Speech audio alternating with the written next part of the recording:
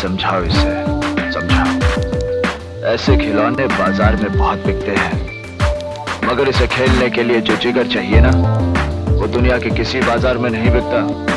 मर्द उसे लेकर पैदा होता है, और जब ये 2.5 किलो का हाथ किसी पर पड़ता है ना, तो आदमी उठता नहीं, उठ जाता है।